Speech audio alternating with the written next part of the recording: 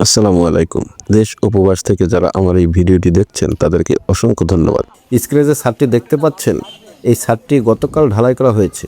তো একটি ছাদ ঢালাই করার পরের দিন ছাদে কি কাজ করতে হয়, সেই কাজটি করার সময় একজন বাড়ির মালিক হিসেবে আপনি কি বিষয় খেয়াল রাখবেন, তারপর আবার ছাদে কতদিন পানি দিতে হবে, এই দুইটা বিষয় এখন আমরা আপনাদেরকে জানাবো। তো প্রথমে ছাদ ঢালাইয়ের পরের দিনে কী কাজ করতে হবে সেটা জানবো। তো এখানে এখন দেখতে পাচ্ছেন যে ছাদের সাইডে বাঁধ দেওয়া হচ্ছে। তো এই বাঁধটি দেওয়ার সময় একজন বাড়ির মালিক হিসেবে আপনি যে বিষয়টা খেয়াল রাখবেন সেটা হচ্ছে যে এই বাঁধটি দেওয়ার সময় বাঁধটি যেন একেবারে ছাদের সাইড থেকে দেওয়া হয়, সেটা আপনি খেয়াল রাখবেন।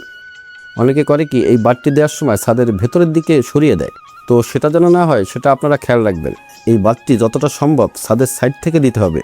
এর কারণ হলো যে এই বাঁধটা যদি ছাদের ভিতর দিকে সরিয়ে দেয় তাহলে যতটুকু জায়গা ফাঁকা থাকবে ততটুকু জায়গায় তো কিউরিং ঠিকমতো হবে না। এজন্য এই বাঁধটি দেওয়ার সময় আপনারা খেয়াল রাখবেন যে এই বাঁধটি যেন একেবারে ছাদের সাইড থেকে দেওয়া হয় কি ছাদের যে সাইড কাঠগুলো মারা থাকে ওই কাঠগুলো ছাদ ঢালাইয়ের 1 থেকে 2 দিন পরে খুলে ফেলা হয়। তো এই কাঠগুলো খোলার সুবিধার্থে এই বাঁধগুলো অনেকে একটু ছাদের ভেতরে সরিয়ে দেয়, কিন্তু এটা করা যাবে না। এই বাঁধটি দেওয়ার সময় একেবারে ছাদের সাইড থেকে দিতে হবে, যতটা সম্ভব ছাদের সাইড থেকে দিতে হবে, সেটা আপনারা খেয়াল রাখবেন। আর এখানে দেখছেন যে এই বাঁধগুলো শুধু চারপাশে দেওয়া হচ্ছে। এই বাঁধটা সবচেয়ে ভালো হচ্ছে যদি ভাগ করে দেওয়া হয়। এই যে ঠিক এভাবে যদি ভাগ করে দেওয়া হয় তাহলে ছাদে পানি দিতে বেশ সুবিধা হয়। আর এখানে দেখছেন যে ছাদের সাইডে বাঁধ দেওয়ার মশলা মেশানো হয়েছে। তো ছাদের সাইডে বাঁধ দেওয়ার মশলা মেশাতে হচ্ছে 1:8 বা 1:10 এই রেশিওতে। 1:10 বলতে 1 ভাগ সিমেন্টের সাথে 10 ভাগ বালি মিশিয়ে তারপর মশলাটা মেশাতে হবে। এর কারণ হলো যে এই বাঁধটি পরে ভেঙে ফেলা হবে। এই বাঁধটি শুধু পানি আটকানোর জন্য দেওয়া হচ্ছে, এজন্য সিমেন্টের সাথে বালির পরিমাণটা বেশি দেওয়া হয়েছে। এখানে অবশ্যই সিমেন্টের সাথে আপনারা রাবিশ মিশিয়েও এই মশলাটা তৈরি করতে পারেন। রাবিশ বলতে খোয়া ভাঙানোর পরে যে ডাস্টটা বের হয় সেটা দিয়ে মশলা তৈরি করলেও চলবে। তা বাদ দেওয়া হয়ে যাওয়ার পরে এভাবে গ্রাউটিং দিতে হবে। এই গ্রাউটিংটা একেবারে পাতলাও গোলানো যাবে না, আবার একেবারে ঘনও গোলানো যাবে না। গ্রাউটিংটা মিডিয়ামভাবে গোলাতে হবে।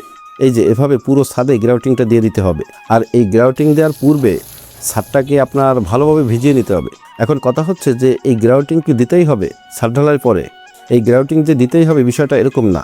আপনার যদি পরবর্তী ছাদ যদি কিছুদিন পরে করা হয় সেক্ষেত্রে গ্রাউটিং না দিলেও কোনো সমস্যা হবে না, কিন্তু একটা ছাদ ঢালাই করার পরে ছাদটা যখন শুকায় বা টান দেয় তখন ছোটোখাটো ফুটা থাকতে পারে, তারপর আবার চির ফাটা থাকতে পারে।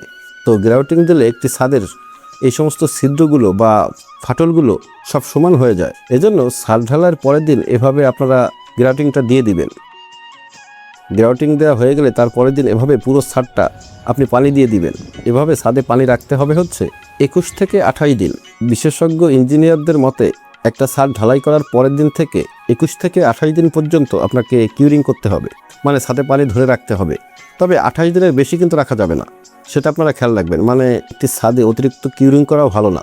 কমপক্ষে 21 দিন পানিটা ধরে রাখবেন ছাদে। একটা ছাদে কিন্তু কিউরিং করা খুবই গুরুত্বপূর্ণ একটি কাজ। এই ছাদে পানি দেওয়ার কাজটা অনেকেই আছেন যারা ঠিকঠাক মতো করেন না, কিন্তু সেটা করা যাবে না। এর কারণ হলো যে আপনি সিমেন্ট বালি খোয়া সব কিছুই ভালো মানের দিলেন, কিন্তু ছাদে পানি ঠিকমতো দিলেন না, তাহলে কিন্তু আপনার ছাদটি ভালোভাবে মজবুত হবে না। তো এজন্য একটি ছাদ ঢালাই করার পরে ছাদে কিউরিং করা খুবই গুরুত্বপূর্ণ একটি কাজ। তবে এখানে একটি বিষয় আপনাকে খেয়াল রাখতে হবে, সেটা হচ্ছে যে একটানা 15 থেকে 20 দিন কিউরিং করা যাবে না, এতে করে আপনার ছাদে স্যাদলা পড়ে যাবে। তো এজন্য আপনারা করবেন কি যে 5 থেকে 7 দিন পরে পানিটা আপনারা ছেড়ে দিবেন, ছেড়ে দিয়ে আবার নতুন করে পানি দেবেন। এতে করে হবে কি যে ছাদে আর শ্যাওলাটা পড়বে না, এটা আপনারা খেয়াল রাখবেন। মানে 5 থেকে 7 দিন পরে আপনার পানিটা পরিবর্তন করে আবার নতুন পানি দিতে হবে। ছাদের এই কিউরিং করতে সমস্যা হচ্ছে তখন যখন পরপর ছাদ দেওয়া হয়। তখন একটি ছাদ ঢালাই করার পরে অনেক জায়গায় দেখা যায় কি যে পরবর্তী ছাদ করার জন্য দেখা যায় কি সপ্তাহখানেক পরেই ছাদের উপরে কলাম করেন পরবর্তী ছাদ করার জন্য। এতে করে হয় কি বাড়ির মালিকের যদি খেয়াল না থাকে সেক্ষেত্রে কিউরিংটা ঠিকমতো করা হয় না এই কলাম করার কারণে।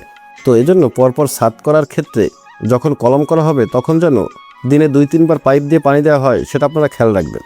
কমপক্ষে 15 দিন তো আপনাকে কিউরিং করতেই হবে, সেটা আপনারা খেয়াল রাখবেন। তারপর আরেকটি বিষয়, সেটা হচ্ছে যে ছাদে তো মোটামুটি বাদ দিয়ে পানি দেওয়া সম্ভব, কিন্তু সিঁড়ি তো আর বাদ দেওয়া যায় না। তা আপনারা করবেন কি যে এই সিঁড়ির সোজাসুজি কয়েকটা চটের বস্তা দিয়ে বা কম্বল দিয়ে কিউরিংটা করবেন। এমনি হোস পাইপ দিয়েও কিউরিং করা যায়, কিন্তু কম্বল বা চটের বস্তা দিয়ে কিউরিং করলে হয় কি বারবার কিউরিংটা করা লাগে না। মানে একবার কিউরিং করলে বস্তাগুলো বেশ কিছুক্ষণ ভেজা থাকে। তো এতক্ষণ কষ্ট করে ভিডিওটি দেখার জন্য ধন্যবাদ। আসসালামু আলাইকুম।